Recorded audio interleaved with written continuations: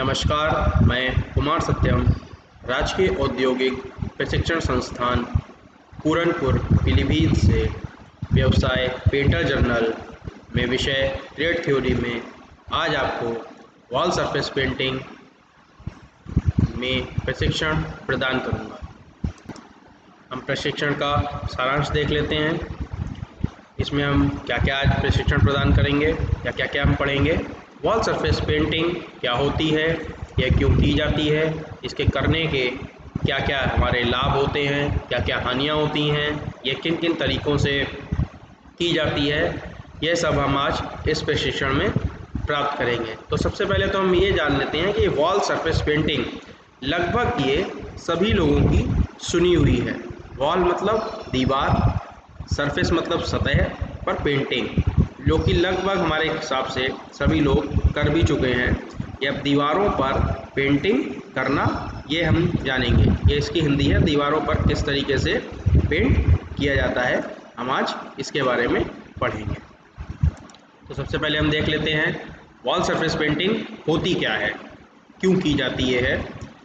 एक अच्छी छत तथा एक अच्छी पेंडेंट दीवार कमरे को एक सुंदर सजीव रूप प्रदान करने के लिए होती है।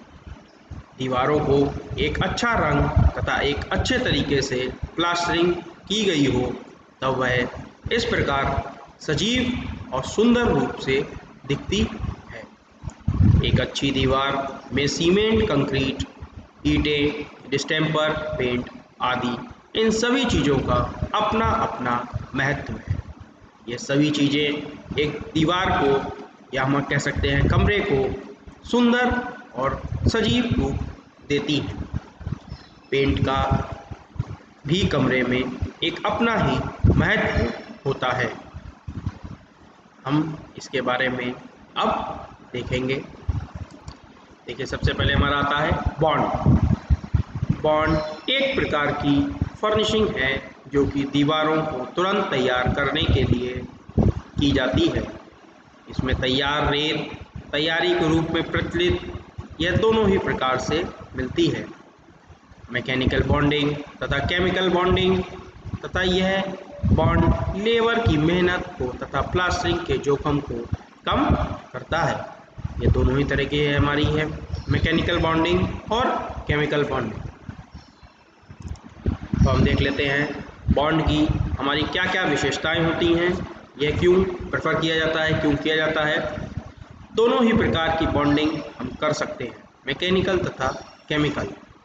हरे रंग की बॉन्डिंग अच्छी तरह पहचानी जा सकती है, प्रयोग में लाने के लिए तुरंत तैयार रहती है। कम अवशोषित तत्वों पर भी आसानी से लगाई या प्रयोग की जा सकती है, जैसे कंक्रीट की सतह पर। जिप्सम और सैंड, सीमेंट, प्लास्टर पर बराबर रूप से कार्य करता है। तो ये हमारी बॉन्ड की विशेषताएं हैं।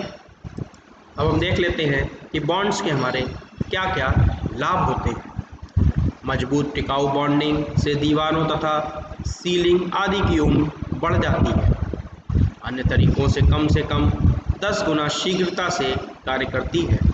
आसान सिंगल कोट उत्पाद है और राख की तुलना में अति उत्तम। सूखने में कम से कम समय लगभग 24 घंटे, जबकि प्लास्टर 10 दिन में सूखता है। प्लास्टर के लिए अन्य उत्पाद जैसे रेत आदि का भी आवश्यकता पड़ती है। प्लास्टर में सीमेंट, रेत आदि का सही अनुपात का भी विशेष ध्यान रखना पड़ता है, क्योंकि यदि अनुपात सही नहीं हुआ तो कुछ ही दिनों में वह टूट जाता है, जबकि अंत में ऐसा किसी भी समस्या हमारे बॉन्डिंग में ऐसी किसी भी समस्या का सामना नहीं करना पड़ता है। इसीलिए बॉन्डिंग हमारी प्लास्टर के ऊपर प्रेफरेबल है और कम समय में अच्छा रिजल्ट प्रदान करती है। दीवार निर्माण की टेक्निक, जैसा कि हमारा लिखा हुआ है दीवार निर्माण की क्या क्या टेक्निक्स हैं, तो हम आजकल देख रहे हैं दिन प्रतिदिन जितनी हमारी साइंस मॉडिफाई होती जा रही है, जितना मॉडर्नाइजेशन आता जा रहा है, उतना ही हमारा निर्माण के क्षेत्र में भी हम नई नई टेक्नोलॉजी का इस्तेमाल कर रहे हैं। दिन प्रतिदिन प्रत्येक क्षेत्र में विकास हो रहा है तथा नई नई तकनीकें आ रही हैं। दीवार निर्माण का भी क्षेत्र भी इससे अछूता नहीं रहा है। दीवार निर्माण की जो कई तकनीकें हैं जो आजकल प्रचलन में हैं बड़ी बड़ी जगहों पर, वह इस प्रकार हैं। एक तो देख लीजिए आप, precast flat panel system. अगली है 3D वॉल्यूमेट्रिक कंस्ट्रक्शन। अगला सुरंग का आकार। नेक्स्ट हमारा है प्री कास्ट आधार। तो ये सब क्या है, हमारे दीवार को निर्माण करने की अलग अलग तकनीकें हैं। ये बनी हुई तकनीकें हैं जिनसे कि हमारा भवन निर्माण या दीवार का निर्माण किया जाता है। अब हम देखेंगे ये क्या क्या होती हैं। सबसे पहले हमारी आती है precast flat panel system. इस प्रकार के पैनल में स्तंभ के छपे तथा दीवारें आदि फैक्ट्री में बनाई जाती हैं तथा उस जगह दीवार बनानी है वहां पर स्थापित कर दी जाती है। इस प्रकार के पैनल में सर्विस खिड़की, दरवाजे आदि पहले से तैयार होते हैं। यह पैनल क्वालिटी, सटीकता तथा निर्माण को गति प्रदान करता है। तो कहने का मतलब ये, जैसे हमें पता चला प्री कास्ट मतलब पहले से बना हुआ फ्लैट पैनल सिस्टम। इसमें बनी हुई दीवारें जो हैं वो डायरेक्ट हमें जहाँ पर बनानी है वहाँ पर रख दी जाती हैं। हम देखेंगे किस तरीके से होती हैं ये देखिए प्री कास्ट पैनल सिस्टम की फ्लैट पैनल सिस्टम में दीवारें हैं। देखिए इसमें वेंटिलेशन, डोर, विंडो सबके स्पेस दे रखे हैं। ये डायरेक्ट दीवारें लाके और जहाँ पर हमें बनानी है, जहाँ पर हमें कंस्ट्रक्शन करना है वहाँ पर अटैच कर दी जाती हैं। इसके बाद नेक्स्ट हमारा आता है 3D वॉल्यूमेट्रिक कंस्ट्रक्शन। देखिए इसमें क्या होता है, इसको मॉड्यूलर कंस्ट्रक्शन भी कहा जाता है। यह आधुनिक उत्पाद को त्रि-आयामी रूप में बनाते हैं। यह आधुनिक निर्माण विधि कंक्रीट का बहुआयामी लाभ दिखाते हैं, जैसे कि थर्मल मास वजन में हल्का तथा अग्निरोधी तथा साथ ही साथ फैक्ट्री क्वालिटी, सटीकता आदि का अपना महत्व है। तो ये हमारा 3D वॉल्यूमेट्रिक कंस्ट्रक्शन हो गया। इसको हम देखते हैं। देखिए ये 3D वॉल्यूमेट्रिक कंस्ट्रक्शन।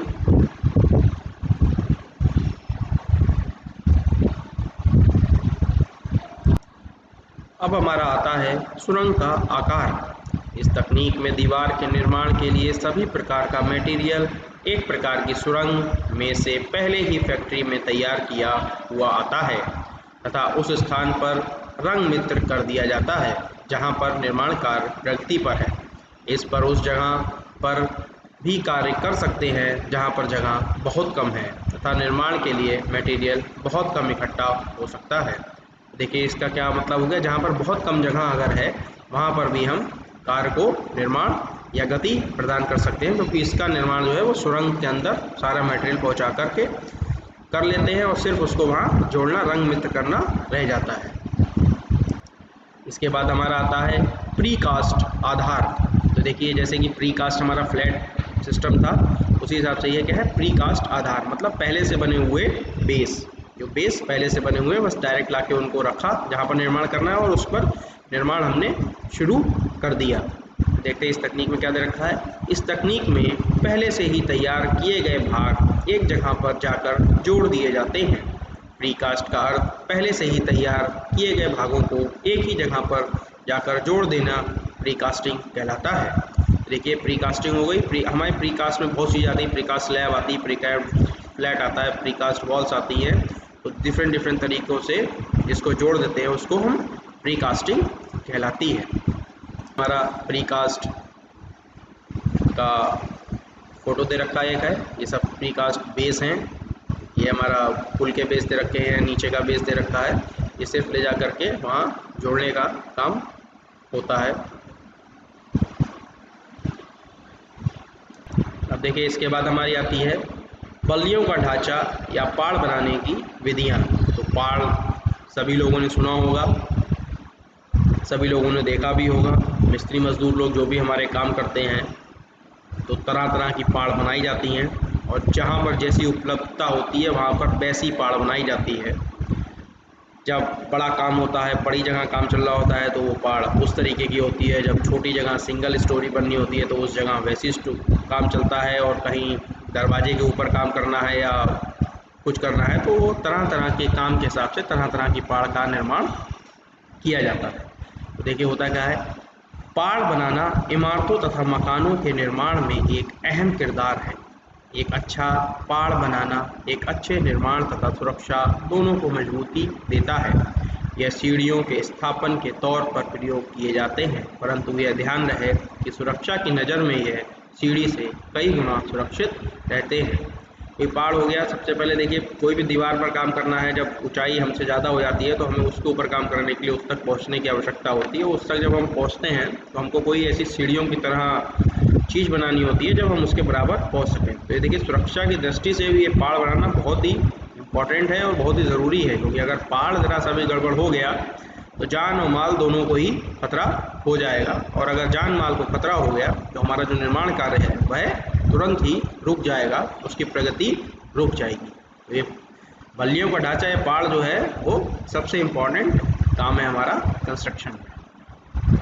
देखिए इसीलिए आगे भी दे रखा इसमें है, पाड़ बनाने तथा खड़ा करने के लिए एक सुरक्षित आधार का चयन किया जाता है। यह ज़रूरी है कि आधार समतल स्थान पर हो। यदि स्थान समतल नहीं है तो जॉइंट स्क्रू का प्रयोग कर पाड़ को सीधा करना चाहिए।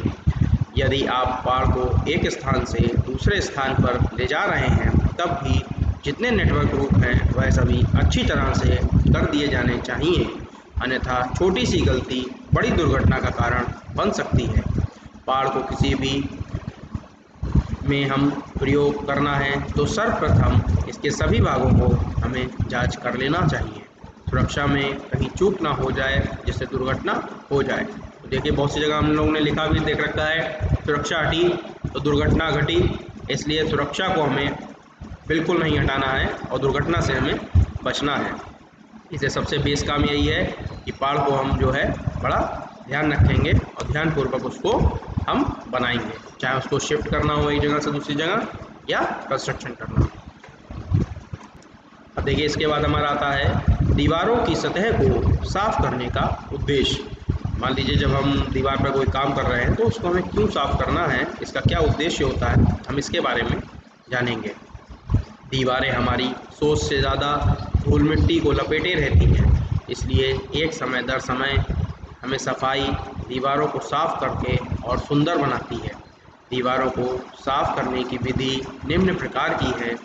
सबसे पहले छत के किनारों से शुरुआत करनी चाहिए, जहां से बारिश की बूंदें का पानी आने का डर रहता है।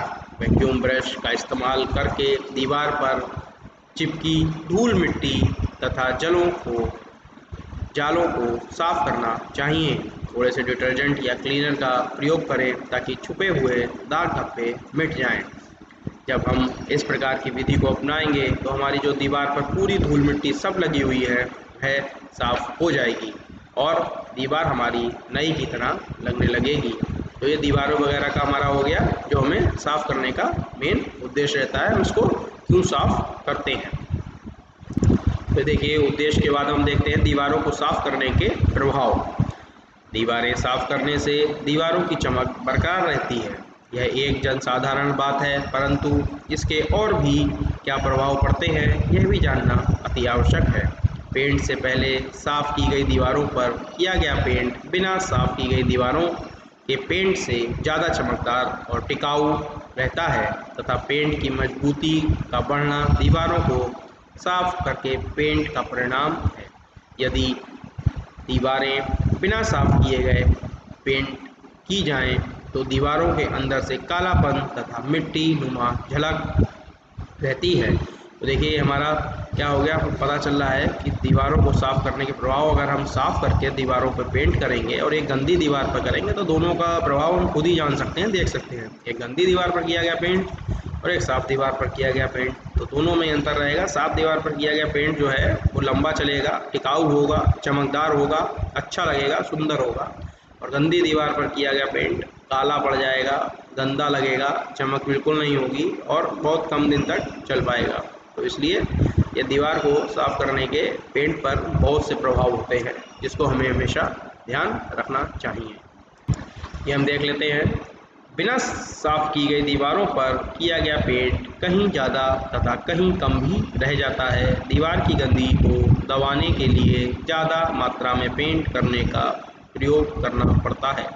तो ये भी तो हमारा दुष्प्रभाव कह सकते हैं या गलत प्रभाव कह सकते हैं कि बिना साफ की गई दीवारों में पेंट जो है वो हमारा ज़्यादा खपत हो जाता है, जिससे कि पेंट जो है वो ज़्यादा लगता है, हमारी जो कॉस्ट आ रही होती है टोटल पेंटिंग की है वो बढ़ जाती है। इसलिए हमें दीवारें साफ़ करके ही उस पर पेंट आदि करना चाहिए। दीवारों की सतह को साफ करने की विधियाँ। तो देखिए अभी तो हम दीवारों को साफ कर रहे थे, उद्देश्य जाना उसका, उसके बाद हम देखते हैं इसकी क्या क्या विधि होती हैं जिससे हम दीवारों को साफ करते हैं। वैसे तो देखिए नॉर्मल चीज़ें हैं, हम अपनी दीवारों को घर में पेंट भी करते हैं, उसको साफ भी करते हैं, सब कुछ करते हैं, लेकिन जब ये किसी प्रोसेस में आ जाता है तो उसकी हर प्रोसेस स्टेप बाय स्टेप चलता है कि किस किस काम से करते हैं, उसका पूरा एक प्रोसेस है। देखिए अब हम किस तरीके से विधि होती है जिससे दीवार को साफ करते हैं। सबसे पहला ड्राई ब्रशिंग, सूखा ब्रश, पानी के द्वारा सफाई, हाफ द्वारा सफाई, लो प्रेशर वाटर जेट द्वारा सफाई, हाई प्रेशर वाटर द्वारा सफाई और रसायनों व केमिकल द्वारा सफाई। तो इतनी सारी हमारी चीज़ें हो गई जिससे कि हम दीवार को साफ करते हैं, उसको चमकाते हैं। तो हम देखते हैं आगे। तो देखिए ड्राई ब्रशिंग में हम क्या करते हैं कि हमारा जो सूखा ब्रश होता है उस ब्रश से हम दीवार पर जहाँ पर भी हमें लग रही है गंदगी लगी हुई है या दाग धब्बे आदि है, उसको हम उस पर चला चला के उसको ब्रश से उसको सूखा साफ करते रहते हैं और ब्रश से उसको घिसते रहते हैं और पूरी दीवार पर हम इसी प्रोसेस को अपनाते रहते हैं। तो इससे होता क्या है कि जहाँ पर दीवार पर कोई भी मान लीजिए गंदगी वगैरह चिपकी है या कोई दाग धब्बा पड़ा है या कहीं जाले वगैरह लगे हैं या कहीं नमी है या किसी भी प्रकार की कोई समस्या है, कहीं पर पपड़ी जम के सीमेंट छूट रहा है, कहीं पर फूल गया है, कहीं पर पेंट भी फूल गया है, कहीं चटक आ गई है, तो ये सब ड्राई ब्रश से हम साफ़ कर लेते हैं, ये साफ़ हो जाता है। अब हमारा देखिए पानी द्वारा सफाई। पानी द्वारा सफाई ये है कि हम गीले कपड़े से या ब्रश को गीला कर करके उसको दीवार को पूरा साफ़ कर दे सकते हैं। इससे होता क्या है कि हमारा पानी की जो है वो नमी दीवार पर रह जाती है और दाग धब्बे जो हैं वो बिल्कुल ही साफ़ हो जाते हैं। इस पानी में हम थोड़ा सा डिटर्जेंट वगैरह का भी इस्तेमाल कर सकते हैं जिससे कि दीवार को पूर्ण रूप से सफाई मिल जाती है, वो पूरी साफ हो जाती है। उसके बाद देखिए अब हमारी है अगली लो प्रेशर वाटर जेट। अब ये जेट द्वारा सफाई है, मतलब पानी को जेट से डालना दीवार के ऊपर प्रेशर से।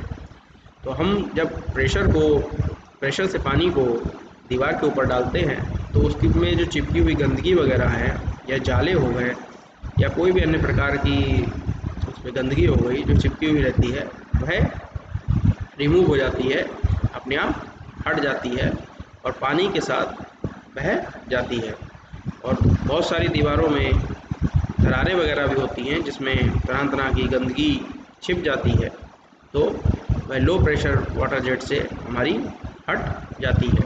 अब देखिए इसी की ये नई चीज़ हो गई, ये लो है और दूसरा वाला जो दे रखा है वो हाई दे रखा है, हाई प्रेशर वाटर जेट। तो हाई से जैसे कि मतलब में समझ में आ रहा है कि जो लो प्रेशर होगा उसका हाई अपोजिट। तो जब हाई प्रेशर से पानी दीवार पर पड़ेगा तो आप खुद ही सोचिए कि दीवार पर चिपकी हुई जो सारी गंदगी वगैरह होगी या जैसे दीवार कहीं पर मान लीजिए फूल जाती है, फूल के वो थक्का जम जाता है या सीमेंट कहीं का फूलने लगता है या टूट जाता है, तो इस तरीके की जो गंदगी है वो हमारी जब दीवार पर तेज पानी की धार पड़ेगी तो वो धार के साथ सब कुछ बह के अपने आप नीचे पानी के साथ चला जाएगा।